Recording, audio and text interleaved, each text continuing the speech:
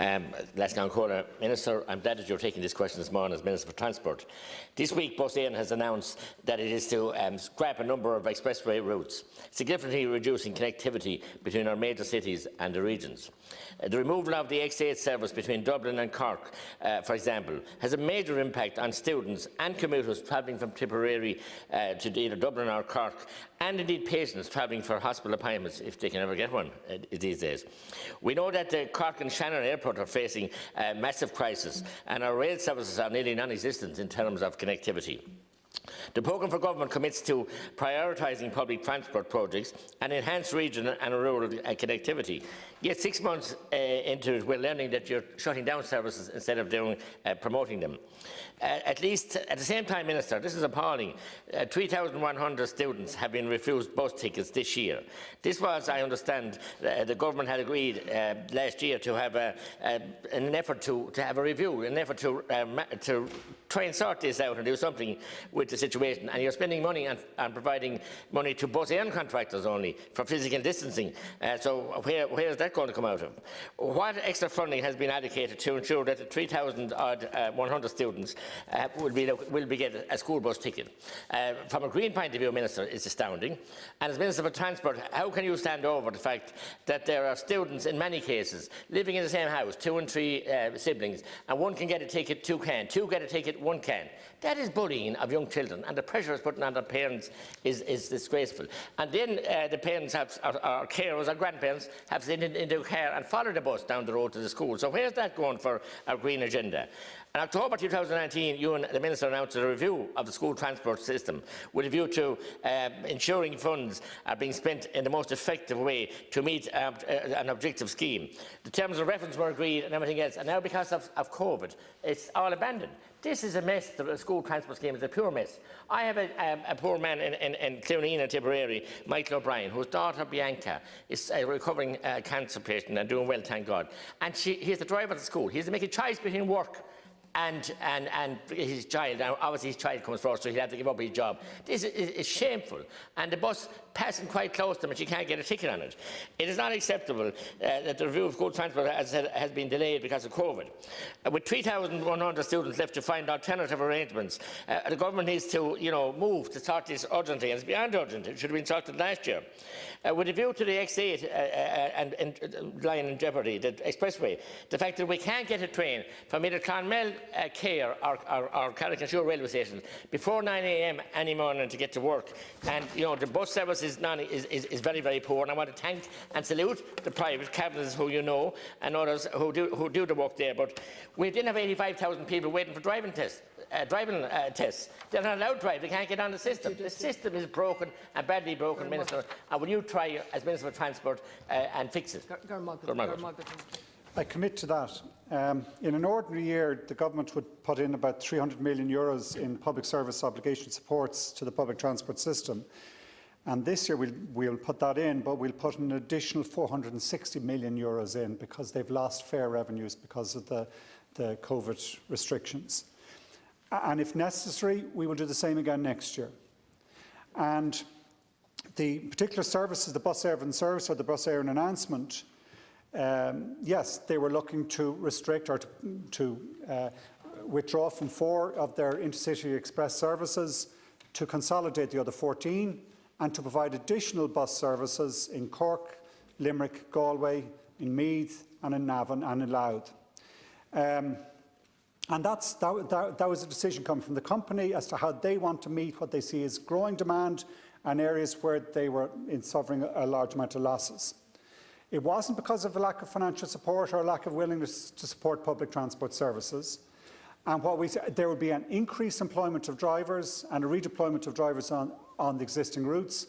And what I said to the company and what I commit to here is if there's any loss of service, if there's any town left out, left behind, then we will look at that in terms of the application of the public service obligation to make sure that no town is left behind. This was a commercial side of their bus operations. It wasn't under the public service route network, but that doesn't matter. We still need to make sure that every town is connected, and indeed we look to expand the public transport network because we need to this towns first policy where we and use the opportunity, strange opportunities that COVID presents to actually change our transport system away from long-distance car commuting towards having local bus services, people be able to work remotely, not having to commute, and having good local quality bus services in their own town as well as be between cities.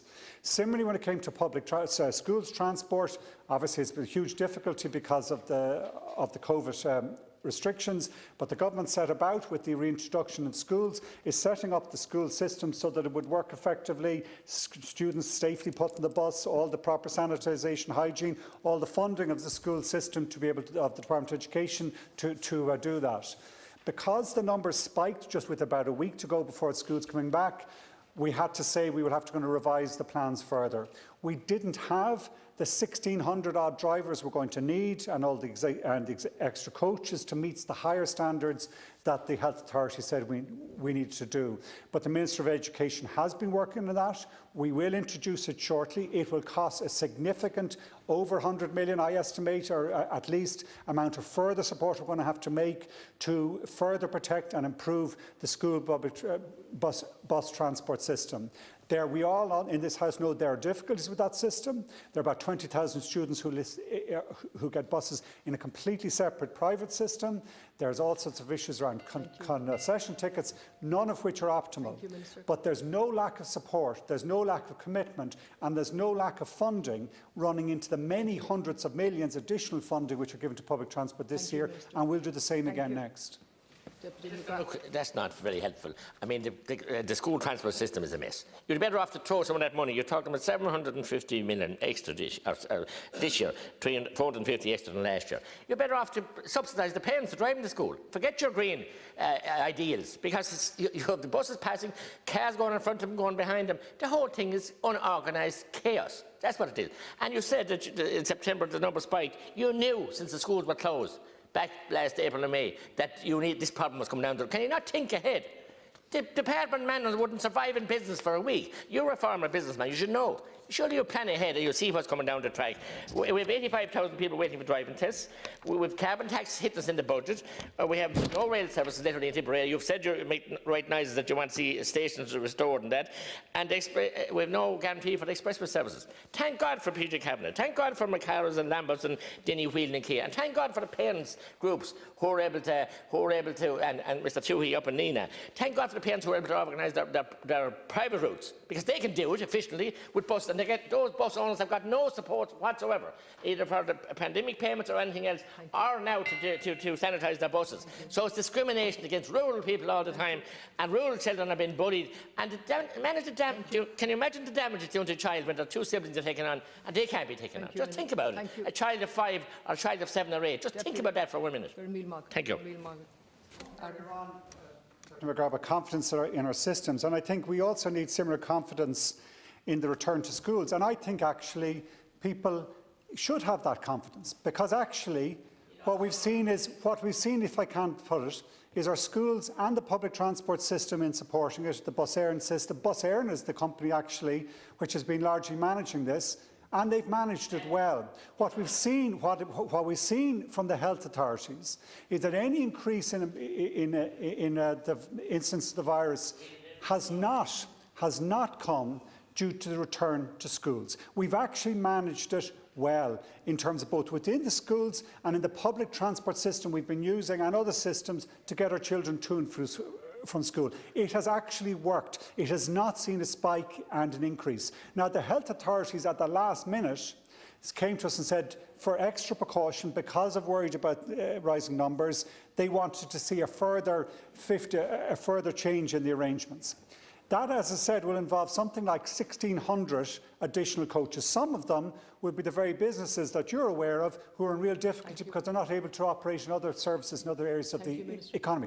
The government was willing to take the financial implications and the organisational arrangements, even though we felt that the system we had in place was a good system, which I think it is, because it hasn't led to an increased instance. But we said, OK, to be absolutely sure, we will deliver those extra buses, and we will deliver those extra buses. Thank you.